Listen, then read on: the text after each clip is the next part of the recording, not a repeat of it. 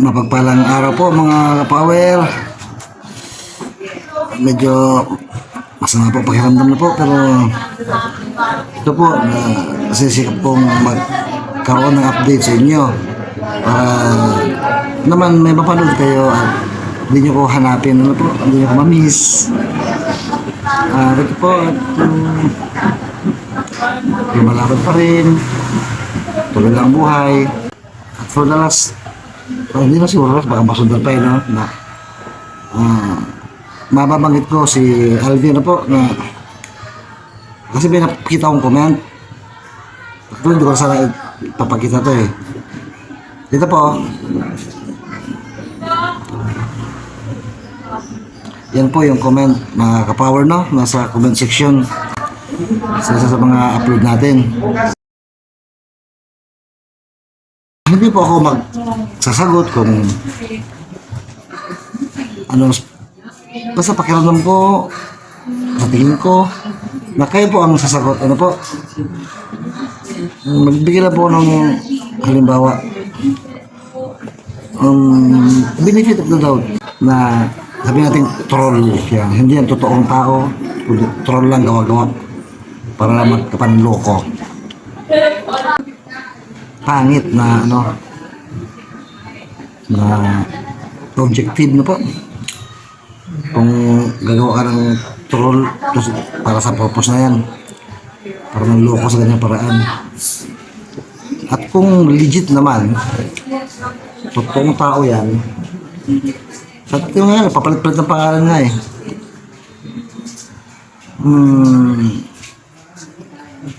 I'm happy for you. Maging masaya tayo para sa kanila. Sabi nga ni Alvin sa akin, ulit-ulit na sinasabi sa akin, no? Ulit-ulit na sinasabi na yung balik na po ako sa akin na Alexa, doon na lang daw po ako. Ngayon po nare-realize na mga reason bakit niya ako pinagtutulakan bumalik doon. Kaya po mga ka-powers, ano pa tingin nyo? Ano ang reason niya? At paghiwalay sa akin, pabalikin niya ako doon. Ilang beses nangyari yun eh, na makipaghiwalay siya, tapos pabalikin niya ako doon, pauwi niya ako doon. Doon kina Alexa daw. Bakit kaya? Mga kapawers, ano na? Ipokrito ako kung sabihin ko hindi ako nakasaktan na po. Nakasaktan pa rin ako, pero mas ano na eh, acceptance kasi kailangan matanggap. Kasi pag di mo tinanggap, wala, paulit-ulit ang sakit. Kung girlfriend ko lang yan, walang pakialam dyan eh. Asawa ko kasi. Kaya kita paano nakasaktan ako. Kung totoo na may ginawa siya kalokohan, po, kung may totoo na may karelasyon siya, naging karelasyon siya na iba bukod sa akin, kaya na po mag-decides tumingin ng mga signs, mga ginagawa ng isang babaeng may iba. Hindi ko po sinasabing nasa kanya na lahat, ha. Wala ko sinasabing ganun. Hindi ko po sinasiraan sa LV. Nagpapahay lang po ako ng mga katotohanan, ng facts, ng mga pangyayari. Na buo, ha, buo. Hindi yung puputulin mo dito, ito sasabihin mo yung kasiraan ng isa. Hindi, yan ang buo. Kung may matatawag na kasiraan, bakit niya nagawa yun?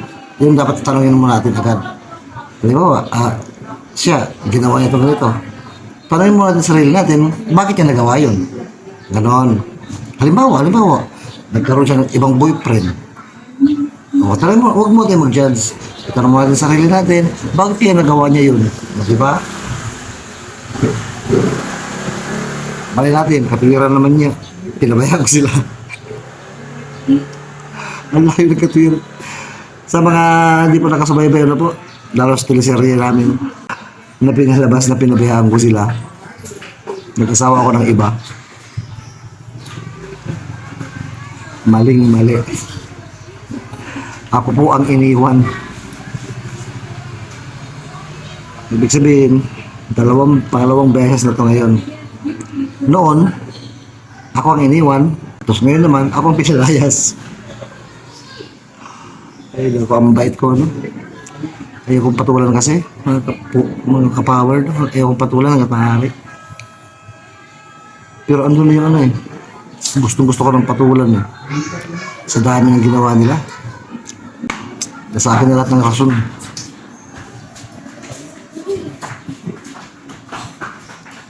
Pero wala. Yung bahay na lang eh. Dugot pawis ko, puhunan ko, batang-bata pa ako noon, mga kapower. Ginawa ko yung bahay na yan. I think nasa 23 years old ako noon. Ginawa ko yung bahay na yan.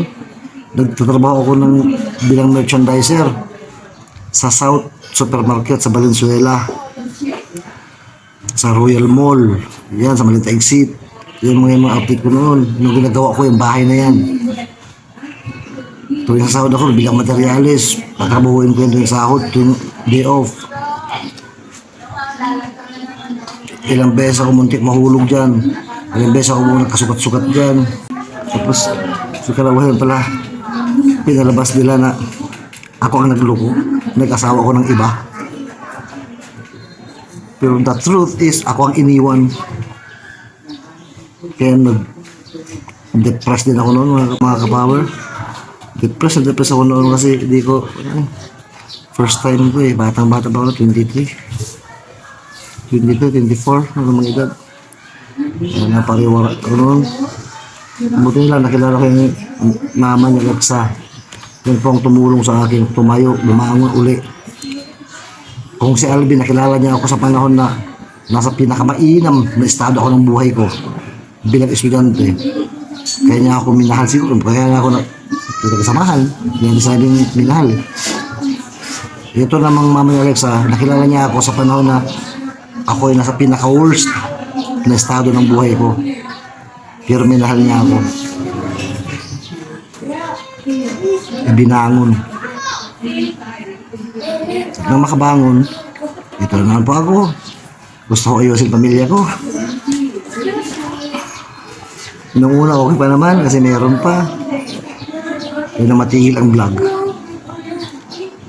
Kasi nga ayaw niya pahiram ng cellphone. Ayaw niya matingnan ko cellphone niya. Baka merong wala sinasabing ano. Mabait daw siya eh. Maka-Diyos, di ba? May takot sa Diyos. Kaya nga po, di ako makapaniwala eh, na makagawa niya itong mga to. Ngayon nga po, yun na may nangyari sa akin. Nasugat yung ulo ko, natinatangka ko, ginoo, nalo talaga ako mga parang no, nanginig talaga ako kanina. Ginaw. Yung may-ari ng bahay sa Tiyadat, chinachat si LV. Nabasa ko pa yung mga chat niya na talagang sa LV, napuntahan ako. Kasi baka may mangyari sa akin. Kargo niya, sabi niya, Ate Aida, bahawa ka naman sa asawa mo. Alam niyo po anong reply? Walang reply. Hindi man lang nag-reply kahit isa. Wala siyang totally pakialam ano man mangyari sa akin. Yan ang nakatulad ka ngayon mga powers na makirot ng ulo ko. Iba talaga ang pakiramdam ko. Sakit. Anyway, balik tayo sa topic. Ilan topic natin? Totoong tao po kaya yan? Boyfriend niya. Hindi, wow, congrats. Sana kayo na. Walang ano pag ganyan ano. Pag ang babae kasi, naniniwala po kasi mga powers na ang babae. Wag na. Hindi na po.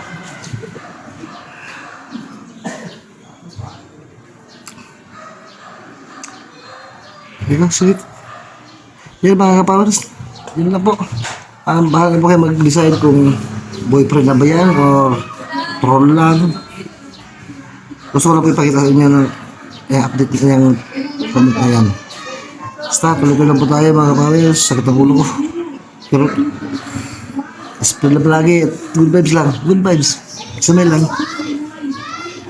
Smile to the world and you'll see the world smiles back at you. God bless us all.